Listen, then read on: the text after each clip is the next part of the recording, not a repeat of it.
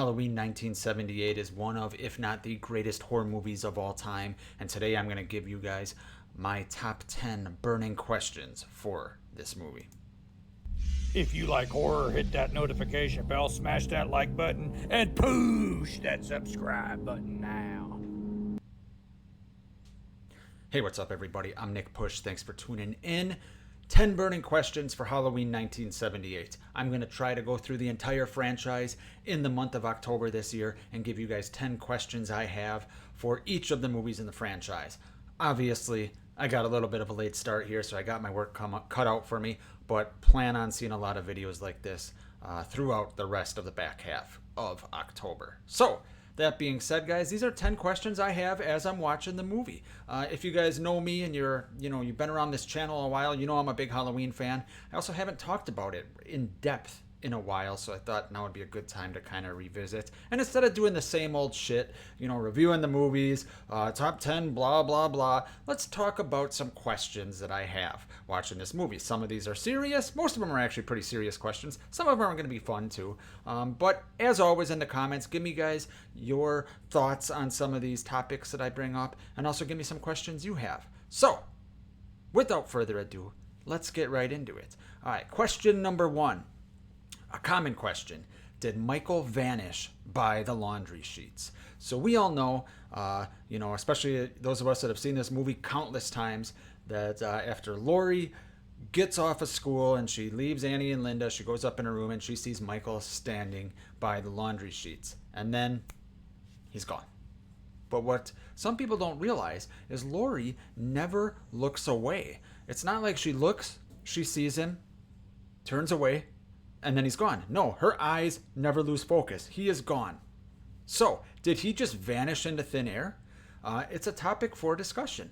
And when you combine that with some of what Loomis was saying, in his Devil's Eyes monologue and all the, fancy talk that he is giving Brackett throughout that day and that evening, it kind of combines to, create this supernatural ability and this supernatural aspect of Myers, where yes, he's a man, but is he a man? Is he not? Is he supernatural? We don't know. So the question I have is, did he actually vanish? Was Laurie just maybe imagining him because she saw him, staring outside of school? She saw staring outside of school into the classroom. She saw him by the hedge. She saw him driving by, right? Speed kills. She saw him there. So did she just imagine it? Or did Mr. Riddle put on the mask? I don't know. But did he vanish is the question. I think it's a question that obviously we're not supposed to answer, right? We're not supposed to have the answers to this question, much like all these other questions. We're just supposed to enjoy the movie. And you take that with the mentality of listening to what Loomis says, and you're like, okay, this guy has some supernatural edge or some supernatural ability to him. So I just thought it's an interesting question. It's an obvious question, but I wanted to put that at number 1. All right, number 2. How did nobody see Michael carrying Judith's headstone? Now, he obviously did it twice, right? He had to get it from the cemetery, and then he had to get it into the Wallace house, right? When he put Annie's body there. How did nobody see it? Especially during the day, right? And you figure he's got to dig this thing up, right? In the middle of the daytime or the morning or whatever, right? He didn't just, lift it up out of the ground. He had to dig around. Could you imagine him? Was it before he had the mask on? Was it after he had the mask? While the never-ending hardware store alarm is going off? I don't know. But the question is, how did nobody see that in the middle of the fucking day? Once again, suspend your disbelief. Enjoy the movie. I get all that. But that is a question I have watching this movie. Speaking of that scene at the cemetery, question number 3. What the fuck happened in Russellville with Charlie Bowles? He proceeded to grab a chainsaw. He excused himself from the table, proceeded to grab a chainsaw, and then, where are we? Loomis, you interrupted something extremely intriguing here. So what happened? Maybe we'll find out with the spin-off show, or some type of, backhanded or offhand comment, I should say, in a future Halloween movie. Because yes, we're going to get future Halloween movies at some point, or TV shows or whatever. But I want to know what the fuck happened in Russellville with Charlie Bowles. Damn it! Someone make a movie. Tell me what you guys think happened. Did he butcher his entire family? Did he, chop his own head off with a chainsaw? Who the hell knows? Question number 4. Why was Laurie friends with Annie and Linda? Why? Why, Laurie? They treat you like shit, especially Annie. Annie drives me nuts in this movie the more I watch it, right? She's not very likable. She's kind of a bitch, especially to Laurie. I know why Annie would be friends with Laurie. She can take advantage of her, right? Get rides to go babysitting, get someone to do her homework for her, etc. But why was Laurie friends with them? Why? You tell me there's no other nerds in this school that would be worried about forgetting their chemistry book? Look at the way she's treated by Annie the whole time. The whole time. Cut it off, Laurie. Don't be friends with someone like that. Now, small town, right? Small town, maybe they grew up together. And then, they're both just kind of holding on a little bit to that friendship into high school. But for my money, I don't think Laurie should have been friends with someone, either of them, but especially Annie, because Annie's a bitch. Question number 5. How did Michael escape Smith's Grove? We obviously know that Loomis and Marion Chambers pull up and the inmates are all, running wild in their hospital gowns. How did Michael get out?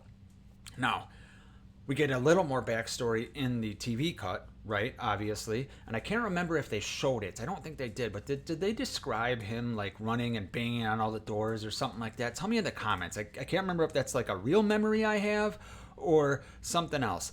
But the question is, how did he escape? How did he get all the other inmates out? Where was security? I know it's minimum security, right? But where was everybody? Did he kill any of the inmates? Hopefully it's not like the Rob Zombie version, where he's raping people and drowning Danny Trejo and all that shit.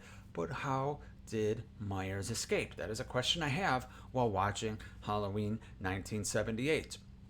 All right, we got 5. We're going to do 5 more. Before I get to number 6, do me a favor if you like talking Halloween, guys.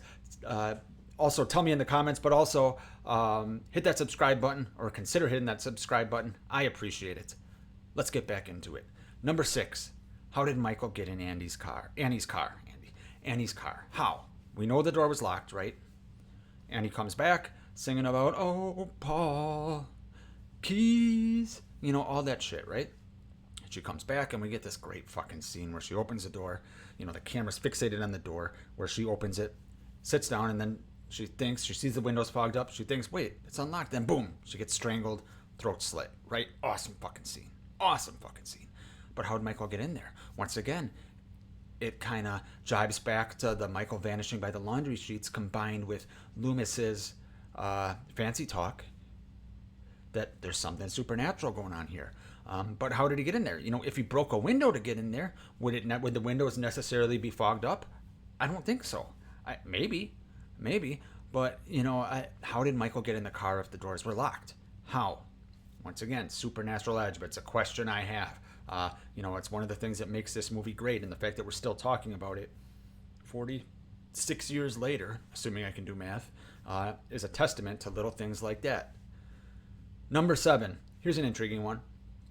Did Loomis ever consider killing Myers when he was a child? So we know that Loomis is obsessed with Myers, right? Obviously throughout this movie. But think about what he says to Brackett. I spent 8 years trying to reach him and another 7 trying to keep him locked up.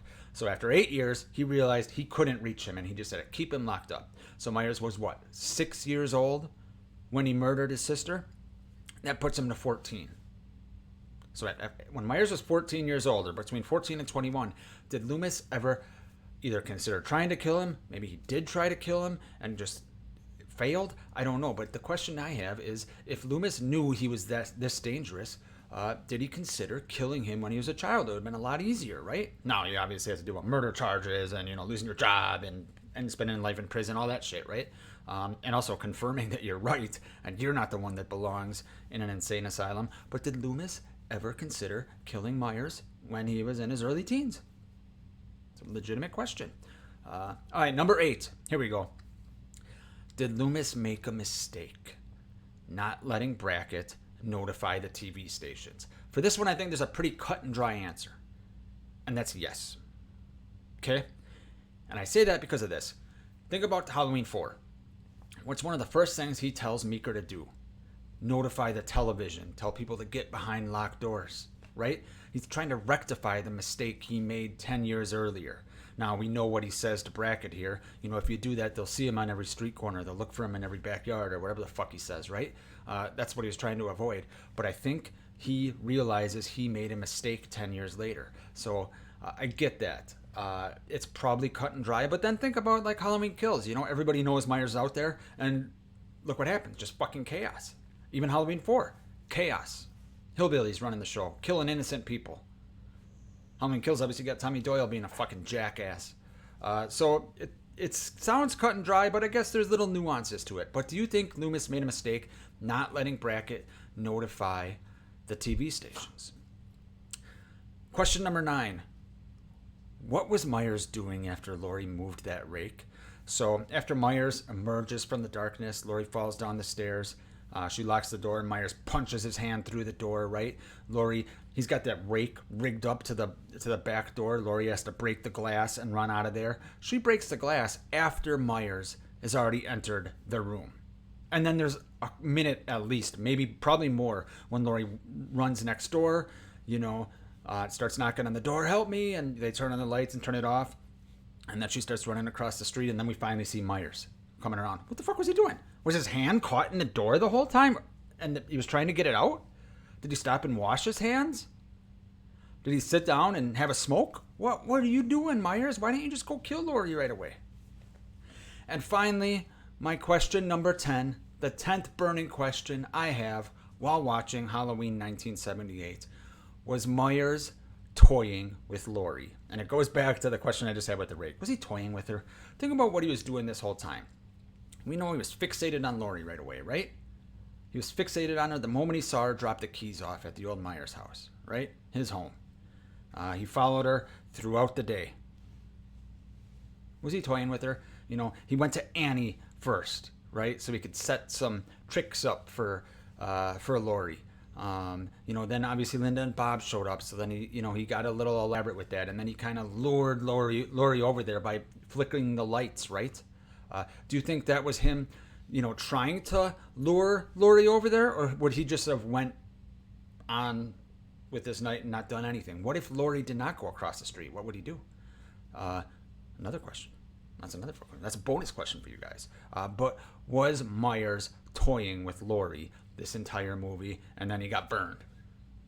So, those are my 10 burning questions for Halloween 1978. Let me know in the comments if you guys have any answers to these questions, and if you have any questions of your own. Thanks for watching, everyone, and I will see you on the next one.